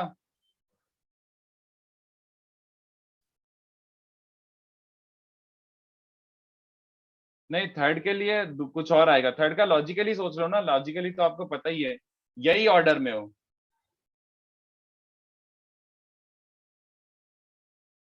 1/4 नहीं, 1/6 राइट थोड़ा वाला। हाँ 1/6 ऐसे आंसर तो पता ही है हमें। तो 1/3 के भी 2 पार्ट्स बनेंगे। 1/3 फैक्टोरियल खत्म यार। 3 ऑर्डर हो सकते हैं, RGB BGR ऐसे करके, समझ रहे हो? तो 1/3 फैक्टोरियल आंसर तो पता ही है, मैं क्या मना कर रहा हूँ। समझा किसी को क्या बोल गया मैं? नो सर सर आपने परम्यूटेशंस ले लिया, उसमें से कोई एक हाँ, हमने अरे कोई, हमारा अरे क्या क्या हो सकता है बताओ, कि R लॉन्गेस्ट फिर ब्लू फिर ग्रीन, या फिर ये हो सकता है। 6 ही तो केसेस हैं। हाँ तो यहाँ पे एग्जैक्टली ये कैसे कह रहे हैं कि any tending to infinity, n is tending to infinity वगैरह जो। कितने तरीके से कट लगा सकता है एक रॉड में? अच्छा सर, किसी भी पॉइंट पे मार। बस तो फिर चलो थर्ड वाला सोचो। रेड तो x greater than y and y greater than l minus x plus y. तो ये भी और सिमिलर ही होगा ना। सिमिलर थोड़ा सा डिफरेंट बन गया ना, तो बस सेकंड वाला लाइन कंडीशन बन गया। लॉजिक सेम है। हाँ लॉजिक तो वही, अबे वो जो अप्लाई करा वही लॉजिक है यार। लॉजिक में क्या है, लिख लो और क्या, बस जो जो बोल रहा है कि रेड इससे बड़ा और वो इससे बड़ा। तो पहले तो अपन NS के कारण ये डंडी बना देते हैं, फिर एनी में देखो x ग्रेटर देन y, तो x ग्रेटर देन y ये वाला ट्राइंगल, और x plus 2y equals to l। तो कितने बच्चों से हमारा x plus 2y equals to l ऐसा बनेगा बच्चों। x को 0 रखो तो y क्या बन रहा है, l/2। नहीं यार कुछ गलत बनाया मैंने, सॉरी, ओरिजिन से क्यों पास हो रही है line, sorry sorry sorry, line गलत बनाई। हाँ ये हो रहा है, x को 0 रखो तो y l/2, और y को 0 रखो तो x l बन चुका है। तो एक्चुअली ये वाला एरिया हो जाएगा बच्चों। ये पॉइंट तो अभी भी l/2 l/2 है, और ये वाला पॉइंट क्या बन रहा है, ये बन जाएगा y = x रखना है ना यहाँ पे, l/3 l/3, और ये वाला पॉइंट है l, 0। तो NE कितना आ रहा है, l²/12। ठीक है, निकाल के देख लो। और NS तो कितना था, l²/2। तो प्रोबेबिलिटी क्या बन जाएगी, 1/6। ओके, अब 4 ट्राई करो, दे फॉर्म अ ट्राइंगल।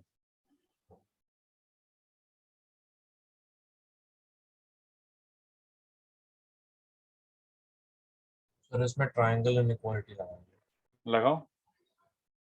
नहीं अमोक 3/4 नहीं है।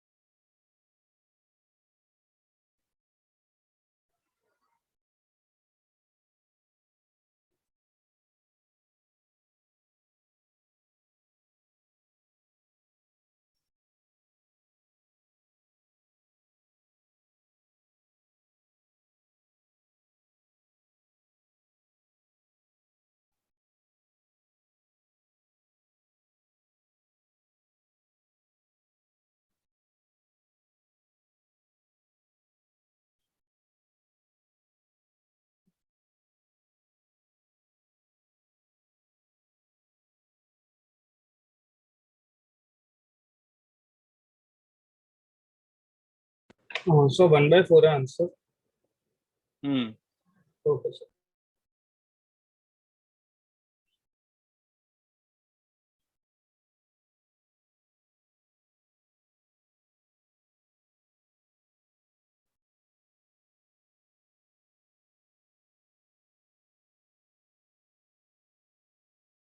सर इसमें वो कंडीशन लगानी पड़ेगी ना, sum of two sides greater than third. तो लगाओ ना, और क्या, सिंपल ऑब्वियसली यार, ट्राइंगल बनाने की कंडीशन क्या होती है? केसेस लेके करना है क्या कि कौन से दो sides greater than third side? तीनों तीनों। अच्छा सर, साइमल्टेनियसली ओके सर। हाँ, तो red plus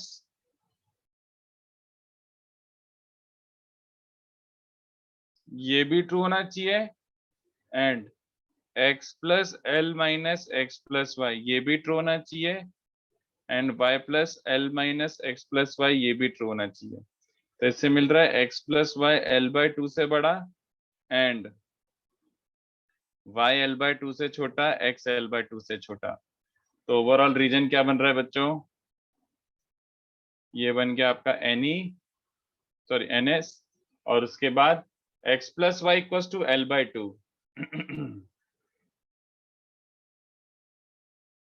x plus y equal to L by two ये जाएगा L by two comma zero, zero comma L by two से उससे बड़ा मतलब ये, और x less than L by two, y less than L by two मतलब ये छोटे स्क्वायर से चलेगा।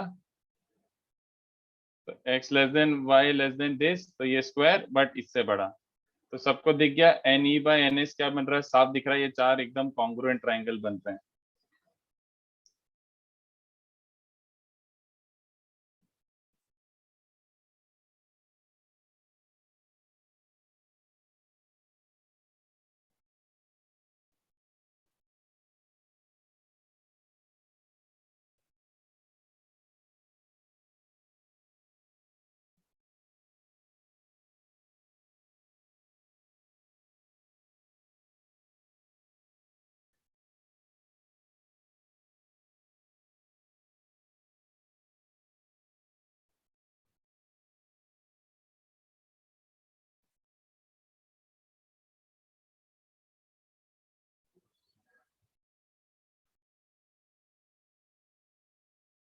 सर फोर्थ भी लाइक वैसे ही करना होगा ना?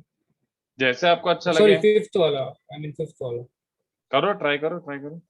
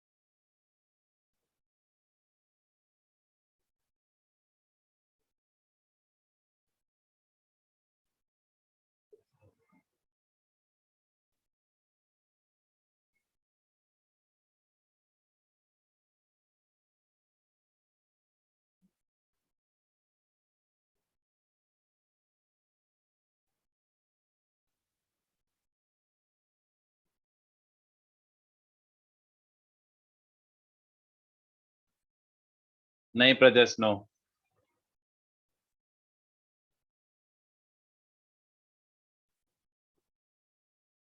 नहीं मानवी, नो।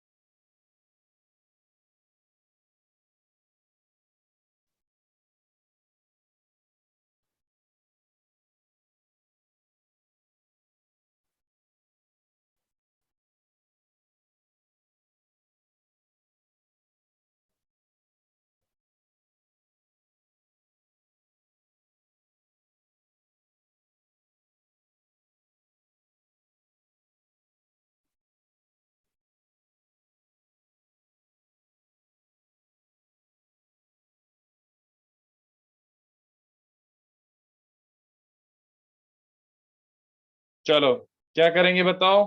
सर प्लीज 2 मिनट दे सकते हैं? ओके, पहले एनएस के लिए कंडीशंस तो लिखो। अगर ABC angles of a triangle है देन क्या क्या हो जाएगा बताओ। सर कितने x y independent z less variables then हैं, 60 हो जाएगा। कितने इंडिपेंडेंट दो वेरिएबल्स सर, हैं वो दो बताओ। दो सर। हाँ, 2 वेरिएबल्स आर देयर, कौन से ए एंड बी, चलेगा। यस क्योंकि थर्ड वाला क्या है, 180 third is minus pi minus A plus B, है ना। तो एनएस के लिए कंडीशंस तो बोलो पहले क्या क्या होगा। एनएस के लिए कंडीशंस क्या क्या होगा बोलो। Sir sum of any two is greater than third. Sum of any two is greater than third, या फिर पहले एनएस एनएस एनएस ट्राइंगल बनाने के लिए क्या कंडीशन होती है। Sir x plus y plus z equals pi and like तीनों को यस और नो, यस सर। खत्म कहानी। ए बी 0 से पाई होना चाहिए, बी भी 0 से पाई होना चाहिए और उनका सम भी 0 से पाई होना चाहिए। समझ आया? ठीक है, ये एनएस है, this is NS not any. Any के लिए अलग ट्राई करेंगे। तो एनएस के लिए पहले आपने ये डिसाइड कर लिया कि अब जो भी आपका आंसर आएगा वो इस ट्राइंगल के अंदर आना चाहिए। ए प्लस बी 0 से पाई पाई, तो ये पाई कॉमा 0 है, ये 0 कॉमा पाई है। ठीक है, अब मुझे बताओ एनी के लिए कंडीशंस क्या होनी चाहिए। Sir alpha a less than pi by 2, b less than pi by 2 बस एंड खत्म, a प्लस b greater than pi by 2। Very good. A less than pi by 2, B less than pi by 2, C less than pi by 2। तो तीसरा वाला angle भी less than pi by 2। This is sir equivalent to saying A plus b B greater than pi by 2, है ना। तो कितने बच्चों को समझा? ये तो बहुत ही आसान हो गया यार। सर लास्ट क्वेश्चन में वही किया ना, फोर्थ क्वेश्चन का लास्ट सब वैसे सेम का वैसे डायग्राम कंडीशन बन रहा है। यस, सेम डायग्राम बन सेम रहा है। कंडीशन से। हाँ भाई भाई भाई। तो ये pi by 2 comma pi by 2 ये वाला पॉइंट है, pi by 2 comma pi by 2। ठीक है, तो ए भी less than pi by 2, B भी less than pi by 2, but A plus B greater than pi by 2, चलेगा। तो ये चारों ट्राइंगल कॉन्ग्रुएंट बन रहे हैं, तो सबको समझ आ रहा है प्रोबेबिलिटी इज 1/4। ठीक है, चलेगा, बोलो बच्चों।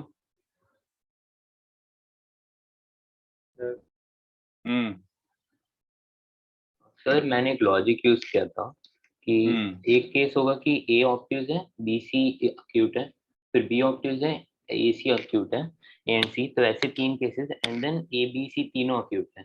So total 4 cases out of which only 1 is favorable. But ये चारों की प्रोबेबिलिटी इक्वल क्यों होगी? मेरे हिसाब से गलत है। गलत as in like on what basis you are saying कि ये चारों केसेस इक्वली लाइकली हैं? बात समझ रहे हैं? वो नहीं डिराइव किया था। वो उसका कोई अभी रीजनिंग है नहीं अपने पास कि वी कैन डायरेक्टली से कि भैया इक्वली लाइकली का ये है काम। ओके नहीं। चलो, एक्चुअली इसी को मैं अलग तरीके से बता सकता हूँ। देखो, इसको थोड़ा अलग तरीके से समझाता हूँ। आप एक काम करो, रिफ्रेश कर लो एक क्वेश्चन। एक गिवन सर्कल है, ठीक है, given circle. If a triangle is randomly drawn, मतलब of course inscribed in it, एकदम रैंडमली एक ट्राइंगल उसके अंदर इंस्क्राइब्ड कर देते हो। If you inscribe a triangle randomly in it, therefore probability that circumcenter lies inside the triangle। कितने बच्चों को समझा? ये वही क्वेश्चन है, बोलो। Yes. Is it not exactly same as what we just did? कि तुम एक रैंडमली सर्कल का रेडियस फिक्स है, उससे कोई फर्क नहीं पड़ता। बस वो ये बोलना चाह रहे हैं कि तुम इस सर्कल के अंदर एक रैंडम ट्राइंगल बनाओ, रैंडम ट्राइंगल बनाओ, इंस्क्राइब कर दो। तो प्रोबेबिलिटी सर्कमसेंटर 1/4। हाँ, अरे सर क्योंकि obviously। अगर अक्यूट होगा तो ये सर्कमसेंटर ट्रायंगल के हाँ अंदर। हाँ, तो कितने बच्चों समझा? ये वही बात होगी, प्रोबेबिलिटी ट्राइंगल अक्यूट, यस और नो, वही बात हो रही है कि नहीं बताऊं? Yes sir. हाँ, बट इसको देखो सॉल्व थोड़ा अलग तरीके से कर सकते हैं। इसको सॉल्व करने का अलग तरीका होगा। कितने बच्चों ने समझा कि इसका मतलब होता है अगर इनसाइड द ट्राइंगल, इनसाइड अगर होता है ट्राइंगल के, इसका मतलब ट्रायंगल अक्यूट होता है, अगर आउटसाइड होता है तो इसका मतलब है ट्रायंगल ऑब्ट्यूज होता है ना। या आई होप आपको याद हो। तो अब देखो इसको कैसे सॉल्व करना, थोड़ा सा अलग आर्ग्यूमेंट दे रहा हूं, इस पे आर्ग्यू करना हो तो कर लेना भाई लोग। एक काम करो, ट्रायंगल बनाने के लिए 3 पॉइंट चाहिए रहते हैं ना, जल्दी बोलो। ट्रायंगल बनाने के लिए 3 पॉइंट चाहिए रहते हैं ना। मार्क एनी 2 पॉइंट्स, कोई से भी 2 पॉइंट्स रैंडमली मार्क कर दो, चलेगा। मार्क एनी 2 पॉइंट्स रैंडमली, चलेगा। तो मैंने एक ये मार्क करा, एक ये मार्क करा। अब तीसरा पॉइंट कहां पर है उससे डिसाइड होगा ना ट्रायंगल अक्यूट है ऑब्ट्यूज है। तो ध्यान से देखो, अगर आपने 2 पॉइंट रैंडमली मार्क करें, ये दोनों, ठीक है, तब मुझे बताओ अगर तीनों point same side of the diameter हैं, बताओ तो ट्रायंगल क्या होगा। बट अगर एक उस साइड है तो ट्रायंगल क्या होगा, जल्दी बताओ। सर कौन सा डायमीटर, लाइक कोई सा भी एक diameter. If all 3 points are on the same side of some diameter, then if all 3 points are on the same side of the diameter, then sir at least एक एंगल 180 से sir ज्यादा can't we से like 90 वो जो minor arc होना चाहिए वो कौन। अरे तुम मेरा जो क्वेश्चन है उसका तो आंसर दो पहले। अगर तीनों पॉइंट्स किसी भी डायमीटर के सेम साइड पर है तो ट्रायंगल कैसा होगा। Sir Obtuse. तो राइट एंगल ट्रायंगल होगा या फिर ऑब्ट्यूज। राइट एंगल की प्रोबेबिलिटी 0 होगी ना, यस सर, तो ऑब्ट्यूज है ना। वो वही मतलब अपन को राइट एंगल तो वो हो गया, फिक्स हो गया सर, मतलब अपन को। सर्कमसेंटर फिर साइड पे ही लाया करेगा। हाँ, तो वो वाला प्रोबेबिलिटी 0 हो जाएगा, मतलब ऐसा। एग्जैक्ट राइट ट्रायंगल बने तो उसको आप 0 ही लो, प्रोबेबिलिटी 0 ही है उसकी। एग्जैक्ट राइट ट्रायंगल क्या होता है ना। चलो, मार्क एनी 2 पॉइंट्स रैंडमली। तो कितने बच्चों समझ आ रहा है फॉर थर्ड पॉइंट। ये ध्यान से देख, मैंने ये दोनों जो पॉइंट मार्क करे थे, ये दोनों पॉइंट, ये दोनों डायमीटर बना दिया और इससे इस पॉइंट से डायमीटर बना दिया, चलेगा। तो ये सर्कल कितने रीजन में डिवाइड हो रहा है, जल्दी बताओ। Circle gets divided into, circle 4 regions में डिवाइड हो रहा है कि नहीं, बताओ, है ना। मुझे बताओ फेवरेबल कौन सा रीजन है थर्ड पॉइंट के लिए। फेवरेबल रीजन कौन सा है थर्ड पॉइंट के लिए। They should not be on the same side of the diameter ना। कितने बच्चों को समझा ये वाला फेवरेबल रीजन है, बताओ। यहाँ पे तुम्हारा थर्ड पॉइंट लाई कर सकता है। अगर यहाँ लेता हूं तो ये वाले ग्रीन वाले डायमीटर के सेम साइड हो जाएंगे तीनों पॉइंट्स, है ना। अगर यहाँ लेता हूं तो ये वाले ग्रीन वाले डायमीटर के सेम साइड हो जाएंगे तीनों पॉइंट्स। यहाँ लेता हूं तो ऑब्वियस सी बात है दोनों डायमीटर के सेम साइड हो रहे हैं। समझ आ रही किसी को बात। तो फेवरेबल रीजन कितने बच्चों को समझा, ये वाला है। तो फेवरेबल रीजन वो है आउट ऑफ 4, तो प्रोबेबिलिटी इज 1/4। समझा, बोलो people. Yes, sir. Sir but एक डाउट है। बोलो, मैं सर एक्सपेक्ट कर वो रहा हूँ। रीजन्स एग्जैक्टली मतलब उनके जो लेंथ्स हैं वो इक्वल होंगे, ये कैसे। वेरी गुड, ये वेरी equal नहीं गुड। होंगे, बट सर फिर आपका समेशन भी 0 से लेके 1/2 तक होगा, तो 0 to 1/2 हाँ। Divided by 2। वेरी गुड, क्या बात है, क्या बात है, क्या बात है, क्या मैं बात सर इसका एक मैंने ऐसे यही लॉजिक लगाया था, बट मैंने एक ऐसे ऑल्टर से किया था कि जिससे ये डाउट आया नहीं। इंस्टेड ऑफ टेकिंग 2 डायमीटर का एक सिचुएशन मैंने मैं सर बाद में बताता हूँ क्लास में। हाँ चल ठीक है, आराम से करते सर हैं। आप समझाएंगे मुझे समझ हाँ में हाँ आया। हाँ, देख तूने बिल्कुल सही पॉइंट आउट किया कि सर एक काम करो, ये लो। तो probability of a point lying in this region is way higher than these two, है ना। Yes sir. तो फिर आपने ऐसे सबको इक्वली प्रोबेबल मान के 1/4 कर लिया ना। आप ये मान रहे हो ना कि चारों केसेस सेम है। चारों केसेस सेम नहीं है, यहाँ पे आना यहाँ पे आना बहुत कम है एज कम्पेयर टू यहाँ पे आना यहाँ पे आना, है ना। Yes sir. हाँ, तो अब ध्यान से देखो, जो 2 पॉइंट आपने मार्क करे थे, कभी ना कभी आप ऐसे भी मार्क करोगे।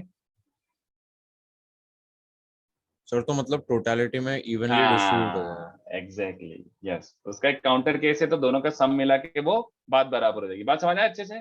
यस सर समझ। हाँ, तो वो अभी फिलहाल ये कॉन्सेप्ट सही है, फिलहाल ये मैंने सही अप्लाई कर। But your question is valid. I was expecting it कि सर गलत दिख रहा है। यस, गलत दिखना चाहिए था, ठीक है। एक बार आप समझा सकते हो क्या। ये वही प्रोबेबिलिटी वाला आपने बोला ना। अबे देख, अभी तूने ऐसे ऐसे पॉइंट्स लिए थे तो तेरा ये वाला आर्क बहुत बड़ा आ रहा था, yes sir. But initially 2 points तो रैंडमली मार्क कर रहा है ना, तो अगर अब तूने दोनों रैंडमली मार्क करे तो ये वाला फेवरेबल रीजन क्या गया, समझ आ रहा है? तो एक इसका काउंटर केस हो ना कि इसका सम प्लस इसका सम तेरा सेमी सर्कल बन जाए हमेशा। बट यहाँ पे तो हम प्रोबेबिलिटी निकाल रहे हैं ना, तो हम किसी एक सर्कल से ही प्रोबेबिलिटी निकालेंगे। नहीं नहीं नहीं नहीं, बट व्हेन यू से 1/4 यू मीन टू से कि चारों रीजन में पॉइंट लाई कर जाए वो इक्वली प्रोबेबल है, बट मैंने जो एक डायग्राम बनाया है उसमें इक्वली प्रोबेबल थोड़ी है, लेंथ पे डिपेंड करेगा ना, ये वाले रीजन की लेंथ ज्यादा है तो उस पे लाई करने की प्रोबेबिलिटी ज्यादा हो गई। तो बट हम तो एक ही डायग्राम से प्रोबेबिलिटी देखने हैं ना, ये कोई हम लोग ये geometrical, is this a geometrical probability solution, is this one, क्या ये ज्योमेट्रिकल सॉल्यूशन है? नो। तो फिर कहां से एक ही डायग्राम आ गया? What do you mean by एक ही डायग्राम? मैंने जो डायग्राम बनाया उसमें तो साफ साफ दिख रहा है कि फेवरेबल रीजन जो है उसका बहुत बड़ा लेंथ है, तो उसकी प्रोबेबिलिटी तो फिर गलत कर रहा हूँ ना मैं ऐसे, तो मुझे देखना पड़ेगा ना कि ये काउंटर केस की सच में तुम चारों को बराबर मान सकते हो कि नहीं मान सकते। अच्छा सर, समझ गया।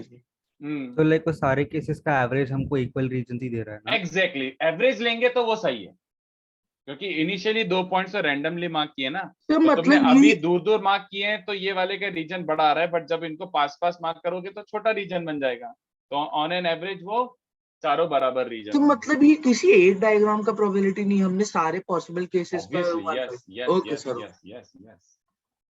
सर तो ये वाला जो एवरेज वाला पॉइंट है उसे हमें लिखना होगा। अरे समझ गए ना, काफी है, लिखना कहाँ है, कौन पूछ रहा है तेरे को लिखने के लिए? ओके सर, समझ गए कि वो on an average it's correct, वो हमारी अंडरस्टैंडिंग वाली बात है, ठीक है? बोलो। तो बचा हुआ क्वेश्चन आराम से घर से करके लाओ, मैं थोड़ा सा एक ऐसी 5 मिनट का कॉन्सेप्ट इंट्रोड्यूस कर देता हूँ बच्चों। चलो, तो बचा हुआ क्वेश्चन करके आना, काफी अच्छा क्वेश्चन है वो भी, उसका थोड़ा डेंजर सा आंसर है, answer will be in terms of pi. Answer बता देता हूं ताकि आप धूम ना मचाओ। Answer is 5 - pi whole divided by 4। Addition theorem on probability. तो ये अपन को बहुत ही आसान लगेगा, बताओ क्यों? क्योंकि ये वेन डायग्राम है। हाँ, सेट थ्योरी थोड़ा सा, तो वेन डायग्राम तो अपन ने पीएनसी में भी थोड़ा तमीज से देख लिया था, तो उसी चीज को बता रहा हूं। ये याद आ गया कि सैंपल स्पेस बच्चों क्या होता है? Universal set is your sample space, ठीक है? Yes sir. और उसमें कोई दो ए और बी इवेंट्स हैं, A and B are two certain events defined in sample space S, चलेगा? ओके, तो इसमें क्या होता है बच्चों? First point, probability of occurrence of at least one of the events, इसको क्या कहा जाता है? Union B. Very good. और ये याद रखो, पी ए प्लस बी भी बोलते हैं, तो कभी P A plus B notation आ जाए तो डर मत जाना, ठीक है? वो ये होता है, ये पूरा समझ गया ना? इसको क्या शेड करूं यार, पता ही है सबको। Probability of occurrence of both events, कि भैया दोनों भी आ जाएं, इज कॉल्ड, बोलो people, intersection. P A intersection B. समझ गया? कभी कभी इसको पी ए बी लिख देते हैं, चलेगा? नोटेशन है, फोकट धूम नहीं मचाना है। कितने बच्चों को समझ आ रहा है? By the inclusion exclusion principle, inclusion exclusion principle sir same formula आ जाएगा ऑब्वियसली, है ना? सर बस हम एनएस से डिवाइड कर रहे हैं इसलिए पी आ जाएगा। हाँ, सबको याद आ गया कि ये तो ट्रू था, बोलो। इसमें तो हमें कुछ भी नहीं सोचना है, ये तो बिल्कुल ट्रू था। दोनों साइड को किससे डिवाइड कर दो? एनएस से। तो कितने बच्चों समझा? ये बन गया फॉर्मूला, याद रह गया, है ना? बहुत काम आएगा ये सब। ये हो गया रिलेशन बिटवीन दोस टू। अच्छा, ये कितने बच्चों को चलेगा? ये भी मैं ऐसे अप्लाई करूंगा, मेरी मर्जी। ये थोड़ा सा और कोर सेट थ्योरी हो गया, बट ये बहुत ज्यादा इजी है। बोलो, इसको रीड करना आता है? P of A union B is total minus क्या?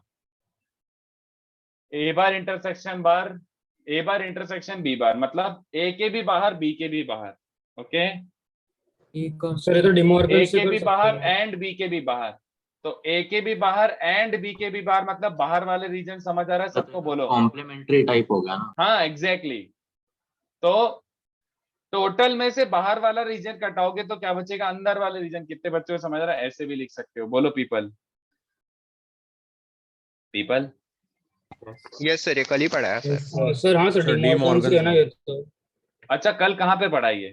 तो मेंस का क्लास स्टार्ट एक नंबर काम, मेरी लाइफ बहुत सुंदर हो गई। चलो ये देखो, प्रोबेबिलिटी ओनली ए अकर्स। तो ओनली ए अकर्स का मतलब समझ आ रहे हो? इसको बोलते हैं P of A minus B. चलेगा? Which is technically also equal to P A intersection B bar. हाँ या ना? ए के अंदर और बी के बाहर। ओनली है मतलब इतना रीजन, दिस इज ओनली है। समझ आ रहा है बच्चों को? तो ए में से ए इंटरसेक्शन बी हटाना पड़ेगा। ठीक है, तो ये हो गया P A minus P A intersection B.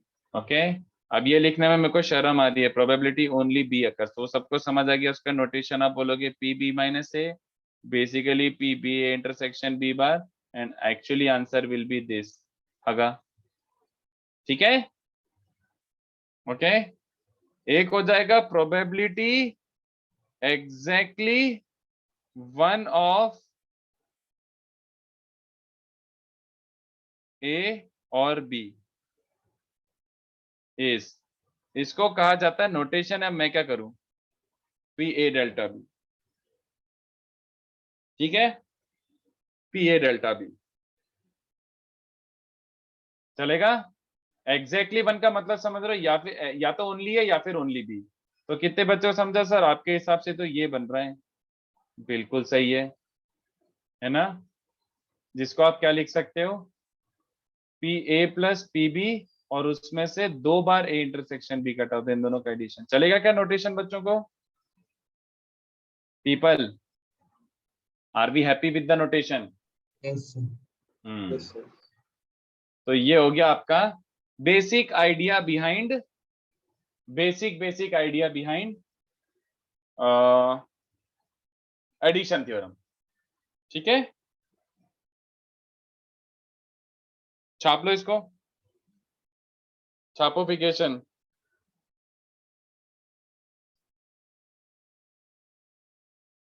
P of A minus B का मतलब समझाएंगे एक बार?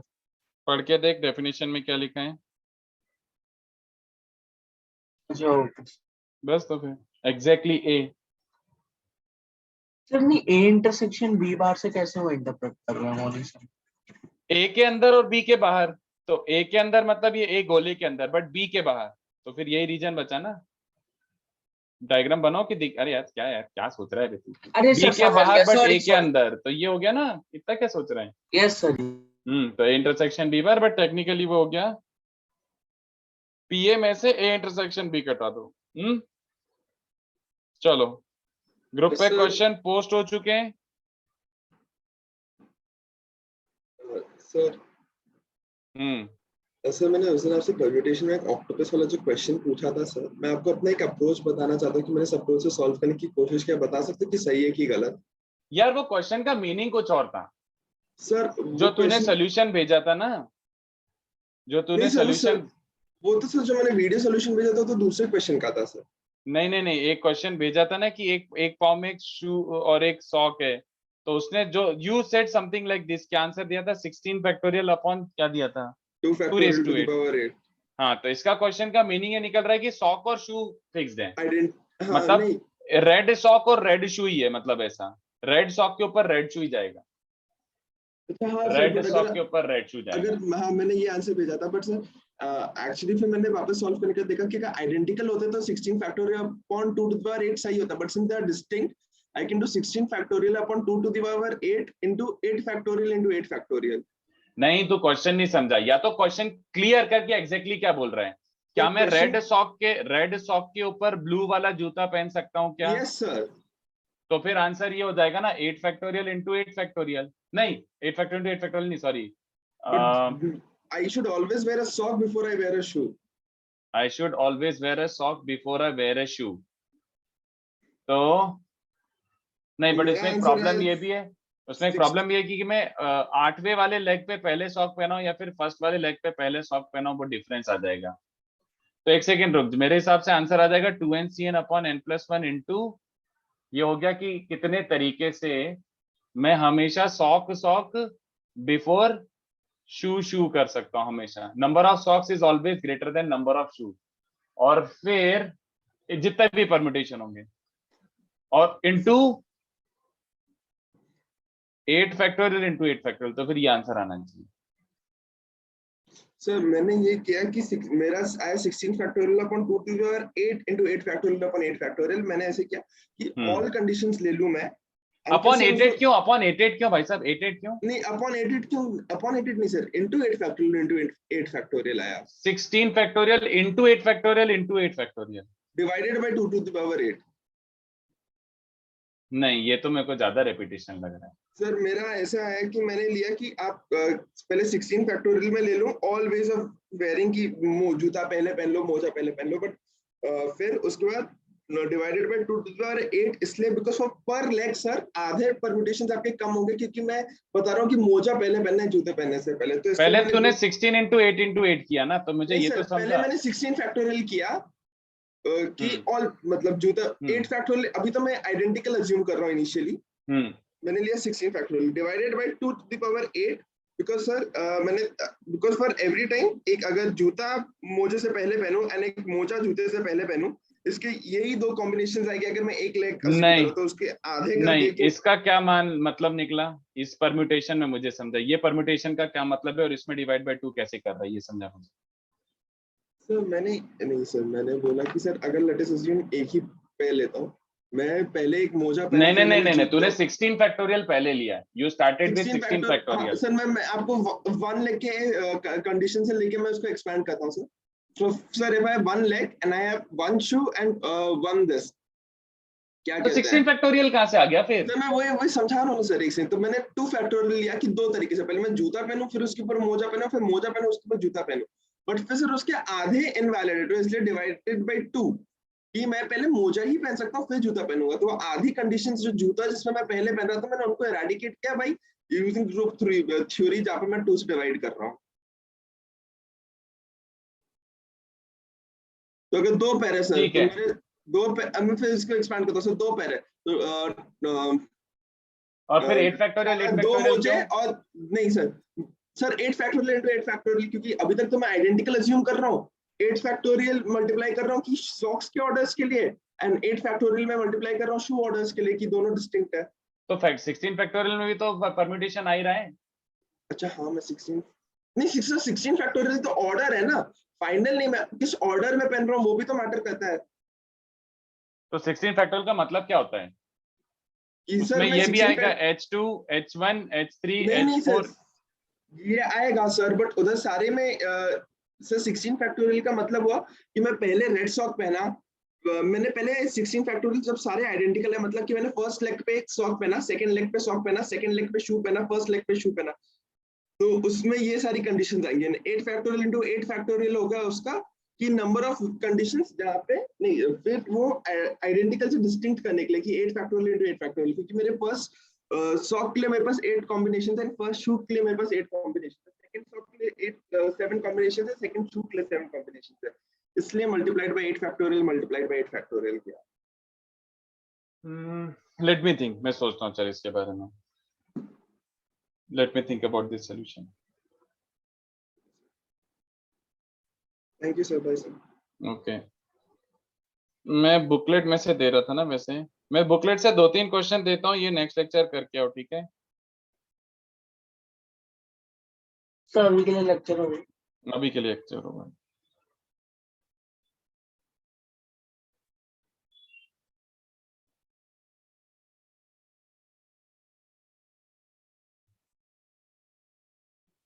ये वाले दे सकता हूँ,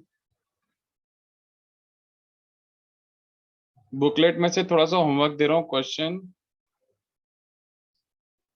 1 to 7। नहीं यार, मैं पहले इसी पे दे देता हूँ ना, थोड़ा एडिशन प्रिंसिपल पे।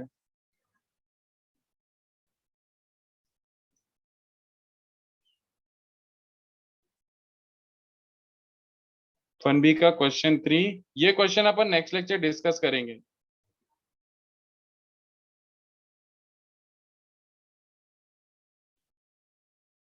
ज्यादा दिख ही नहीं रहे इस पे क्वेश्चन।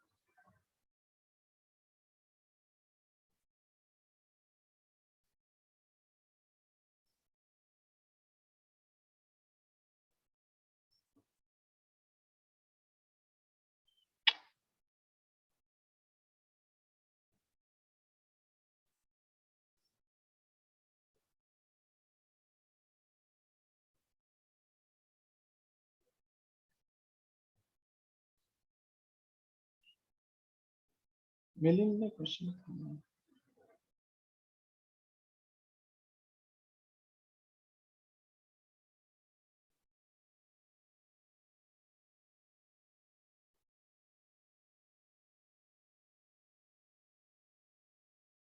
चलो इतना ही है नेक्स्ट लेक्चर के लिए, ठीक है।